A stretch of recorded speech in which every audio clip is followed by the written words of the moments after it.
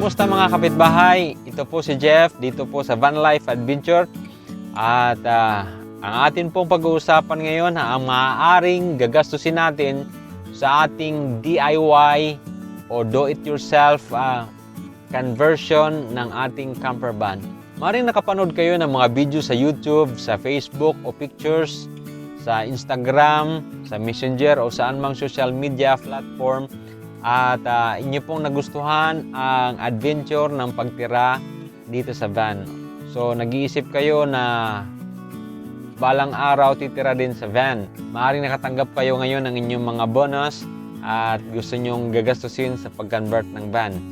So iniisip nyo kung inyong budget ba ay kakasya. Ang video ito ay para sa inyo. Panoorin nyo po hanggang sa dulo sapagkat akin pong share ang aming naging gastusin sa pag-convert at kasama na yung aming mga pinamili ditong mga pangangailangan sa aming pagtira ng full-time sa loob ng 3 years dito po sa aming maliit na bahay kubo. So akin pong ilalagay sa description box ang mga link ng mga gamit na atin pong binili na atin pong ginagamit ngayon dito po sa camper van. So kung interesado kayong bilhin yung mga product na ito, puntahan lang po ninyo sa description box. Kung gusto niyo po magsimulang tumira sa van ay hindi po kailangan na gumastos kayo ng maraming halaga kung kayo po ay nagtitipid masyado. Magsimula po kayo sa mga basic na pangangailangan ng ating pagtira sa van. Nung kami po ay nagsisimula tumira dito, ang aming inuna lamang ay yung portable toilet. Yun lang po ang aming ma-afford sa halagang 5,000 pesos noon. Yun. Hindi pa po available noon sa Lazada at saka Shopee.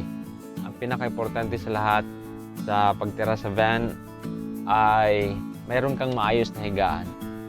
O, maayos na higaan. Pero kung may kasama kayong bata, pangunahin po yung toilet.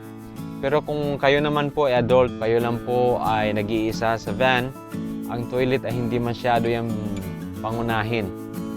Kasi pwede ka naman mag-park malapit doon sa gym, malapit doon sa lugar na kung saan pwedeng may toilet o kaya doon ka sa resort. Maraming paraan pwedeng makagamit ng toilet, public toilet. Pero kung gusto mo meron kang privacy na anytime, kahit sa gabi meron kang magagamit, ay bumili po kayo ng toilet. Ang sunod po na pinaka-importante dito, aside from toilet, bed, ay may maayos ka rin na lutuan. Dito po sa tabi ko ay mayroong lutuan. So sa halagang ito pong lutuan na ginawa namin ay umabot po ito ng halos humigit kumulang 3,000. Yan ang aming gastusin. Pero kung kayo po nagtitipid, mayroon pong mga portable na mga stove. Simula po kami sa portable stove sa halagang 500 pesos. Mayroon na kaming lutuan. Pwede niyo pong simulan yun. Ang mga basic na mga kagamitan dito sa loob ng van, kagaya ng water tank. Kung mahilig po kayong maligo sa beach at mag-park sa tabi ng dagat, tabi ng ilog, ay kailangan nyo po ng may pangbanlaw. Meron kayong shower na pwede nyo magamit anytime na inyong kakailanganin. So yun po mga basic lamang na pwede nyong pasimulan at pwede na kayo kaagad tumira sa loob ng van kung hindi man kayo magpo full time. Itong van na ito ay hindi lamang po ito tirahan, hindi lamang po ito leisure o kaya recreational van. Ito po yung aming maliban sa bahay, ito po ang aming opisina. Dito po kami naglilingkod, ito yung ginagamit namin para sa aming mga gawain. So ito po ang pinaka umakma sa aming trabaho bilang ako po pastor, ang aking asawa nurse. Nagpo full time kami sa paglilingkod sa gawain ng Panginoon. So dito kami nakatira full time na ngayon. At marami na po nagtatanong sa atin, mga subscriber at hindi subscriber, na kung ano na po kung magkakano po ang maaaring gagastusin kung gagawa po sila ng camper van na kagaya nito. So bigyan ko po kayo ng idea kung magkakano po ang ating ginastos sa ating DIY camper van. So narito po ang mga, nilista ko po yung mga expenses na aming pong nagastos sa camper van na ito. Una, gumastos kami ng isang portable toilet, 5,000 pesos noon ang aking pagkabili sa olx.com. At mayroon kaming mga electric fan na kagaya nito, 4 na piraso. Yung fan doon, exhaust fan, gumastos kami ng 2,000. At gumawa po kami ng DIY ref, gumastos kami ng about 1,500. At yung aming movable table na rito sa taas, may mga video tayong ginawa, gumastos tayo diyan ng 1,800 sa ating movable table. At yung ating gas stove, ito po gas stove kasama ang tangke, gasol po ang aming tangke, ay umabot ito ng 3,000. At yung aming higaan, yung aming foam, ginastusan po namin to sa halagang 2,500. Pinutol-putol namin yung ating Duratex na foam. Ang maaaring pinakamagastos pag magpo-full time kayo ay yung power supply ninyo. Bibili tayo ng solar panel. Ang aming solar panel ngayon dyan ay meron pong dalawang 100 watts. Ang dalawa niyan ay nagkakahalaga ng 7,200.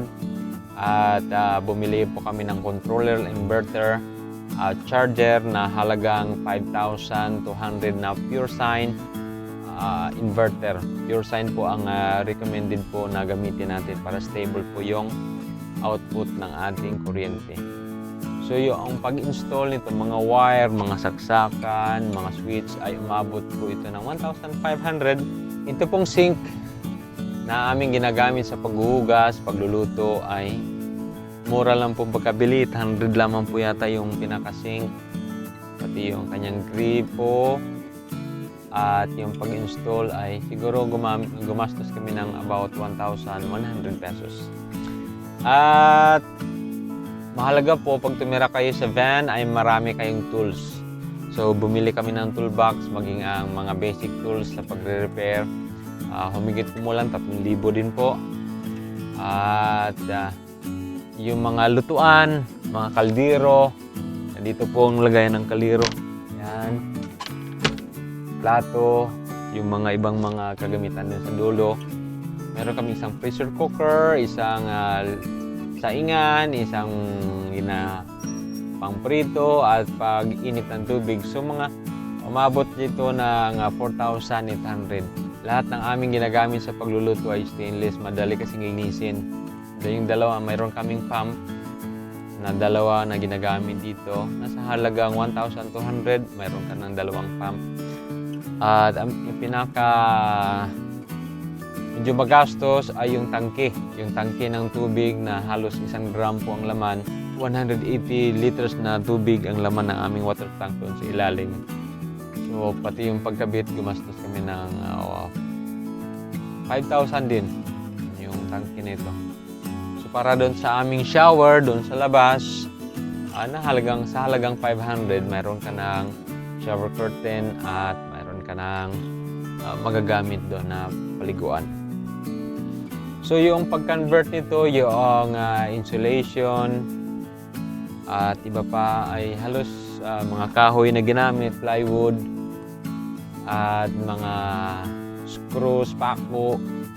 Siguro gumamit tayo lahat ng gumastos tayo ng humigit kumulang 10,000.